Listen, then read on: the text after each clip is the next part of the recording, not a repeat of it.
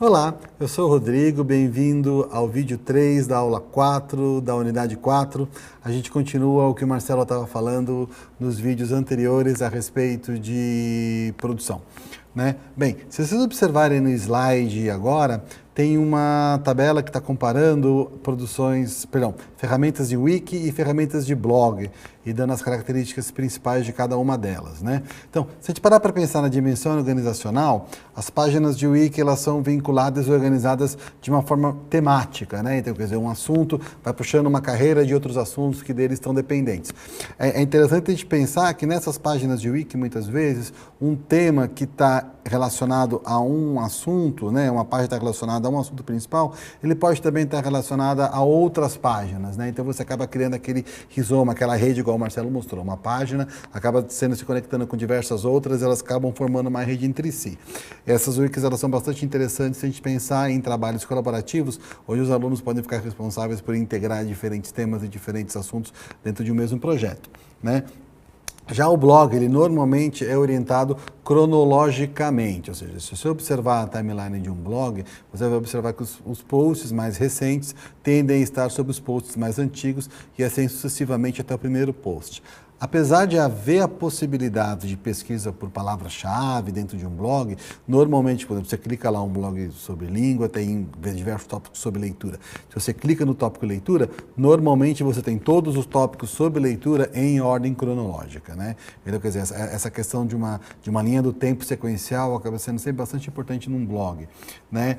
Os wikis, de uma forma geral, eles trabalham com índices de buscas, né? E quanto que os blogs, como eu falei, trabalham com tags e com datas específicas, né? O conteúdo da wiki ele tende a ser cumulativo, ou seja, em outras palavras, tudo que entra numa wiki tende a ficar na wiki, né?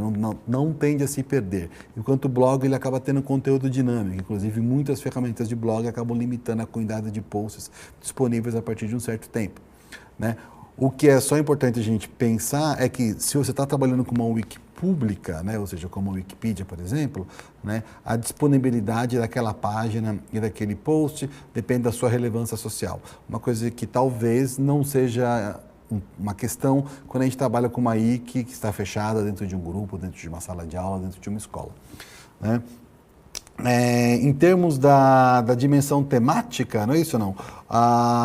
Os wikis, de uma forma geral, tendem a tentar refletir um conhecimento acadêmico especializado, dicionários e de públicos específicos, né? Talvez o conceito mais geral seja de público específico. Muitas vezes você tem fandoms, por exemplo, e fanfictions que utilizam sistemas de wiki, né? Enquanto que os blogs tendem a ser específicos, né? Dificilmente você tem um blog que trata de assuntos gerais, que trata de tudo, né? Normalmente os blogs eles são pontuais, trata de ensino, trata de jornalismo, ele trata das experiências pessoais de alguém, em termos de um diário, né? Eles são bem focados e bem mais pontuais. Isso faz com que as wikis sejam mais gerais e sirvam mais para processo de produção colaborativa, onde você pode trabalhar com temas mais gerais, ao mesmo tempo que conectados à necessidade de um grupo, de uma comunidade, né? Na dimensão internacional, as wikis elas são abertas de edição contínua, tá? Normalmente as wikis elas exigem algum tipo de cadastro ou elas fazem algum tipo de marcação do editor, o seu IP ou sua origem, mas elas não proíbem que qualquer pessoa que participe daquela comunidade edite, né? Já os blogs, por outro lado, eles têm uma postagem muito mais fixa nos seus administradores, ou seja, você tem lá um número X de pessoas que escrevem num blog e essas pessoas são as que têm permissão para tal, né? Aos não participantes cabe apenas os comentários quando lhes são permitidos, né? Bem, então de uma forma geral, as normas do Wiki são mais coletivas, ou seja, o processo de negociação das próprias normas existe nas comunidades que produzem esse Wiki. Então isso é bastante interessante a gente pensar, porque se a gente tem a oportunidade de usar o Wiki nas produções de nossos alunos, a gente pode jogar na nossa aula, na nossa reflexão com esses alunos, as próprias normas de escrita desse Wiki, né? O que pode ser colocado, o que não pode ser colocado e quais dessas pessoas efetivamente terá um papel de editor, de curador, né? Ou de simplesmente de escritor. Ao passo que as normas em um blog, eles passam por um princípio chamado de moderação. Ou seja, existe uma pessoa no blog que libera ou não as postagens. Dificilmente ele as edita, as transforma, né? Contribui para que elas se modifiquem. Bem, os percursos de leitura dentro de uma wiki, eles são necessariamente plurais. Ou seja, você pode correr, clicar em links e navegar entre páginas e páginas. Um exemplo clássico disso acaba sendo sempre a Wikipedia, né? Ou, por exemplo, uma wiki de alguma série, de algum seriado que você goste, por exemplo, você começa a acessar essa série por episódios e você começa a clicar no nome dos atores, e do nome dos atores você começa a clicar para as temporadas, e das temporadas você começa a voltar de novo para os episódios e assim sucessivamente. Você tem ali uma série de possibilidades de construção e navegação. Já o blog, no outro lado, ela é uma navegação mais linear, né? Você acaba entrando no blog, você acaba lendo esses posts sequencialmente e a leitura desses posts sequenciais que caracteriza essa experiência do blog, né? As wikis, normalmente, elas ocorrem em wiki-farms, que são ambientes que propiciam a produção dessas wikis. Essas wiki-farms, elas podem ou não ser gratuitas, mas elas existem, né? Elas têm uma estrutura já planejada para isso. Ao passo que os blogs utilizam plataformas pré-moldadas, né? Muitas vezes também pagas, né? Uma diferença básica é que os blogs eles permitem sistema de atualização por RSS. Apesar de ser pouco utilizada hoje por usuários comuns, o RSS ainda é uma forma de atualização de dados e de notificação de atualização de dados bastante comum na internet, né? Bem, nesse próximo slide de vocês, a gente pode ver ali a comparação de três padrões básicos, né? A primeira são as wikis baseadas em commons, ou seja, aquelas que são abertas, que a gente pode entrar, pode editar e pode interferir de alguma forma, né? Por exemplo, a Wikipedia, o Wikidicionário, o Wikilivros, né? A Wikicode, que trabalha com citações de indivíduos, escritores, cientistas, né? Alguns servidores gratuitos, né? Isso não, ou privados, chamados Wikifarms, né? Um exemplo deles, bem comum e bem notório para a gente, é o Fandom, onde você tem ali uma infinidade de wikis em séries e franquias de televisão e cinema, né? Eu, particularmente, frequento muito os wikis de Star Trek, por exemplo. Wikispaces, que também é um lugar para a produção de projetos preferencialmente educacionais, né?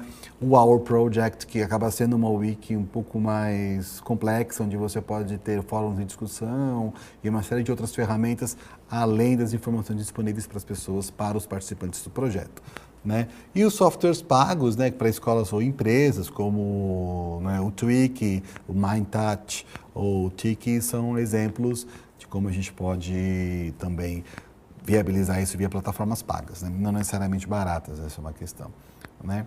Bem, no caso específico do blog, a gente tem uma opção muito grande de plataformas no mercado hoje. A plataforma blog ela teve que se redimensionar um pouco por causa da própria competição que as wikis e que outros formatos fizeram, né? Quer dizer, os blogs, na medida do possível, têm tentado deixar de ser estáticos, né? E ganhar e beber um pouco dessa dinamicidade que a gente tem nas wikis, né? Então, se a gente for parar para pensar em termos das principais plataformas, nós temos o WordPress, o Tumblr, o Medium e o Blogger, né? A WordPress é uma plataforma bastante popular, ela é gratuita, ela tem uma versão gratuita e uma versão paga.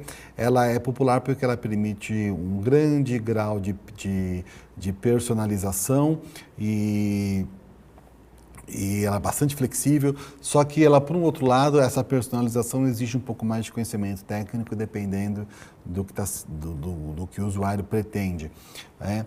O Tumblr é um serviço de blog também bastante personalizável, ele tem uma interface muito interessante também para dispositivos móveis, o que faz dele uma interface bastante querida pelos usuários, e ele também tem uma característica de mídia social, né? Entrando e tendo uma conta no Tumblr, você é capaz de se logar, seguir pessoas, saber do que essas pessoas estão falando, ficar amigo, entre aspas, dessas pessoas, manter contato com elas. E ela permite postagens curtas e ela também é bastante amigável com imagens e vídeos, né?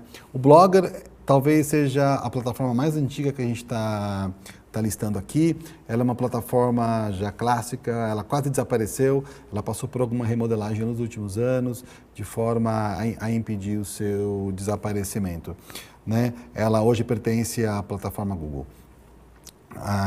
Ela tem diversos temas gratuitos, algumas possibilidades de personalização, mas ela acaba sendo um pouco das mais antigas, né? Ou das mais talvez fixas no sentido e menos maleáveis, né? A gente tem uma plataforma nova que está começando agora chamada Medium.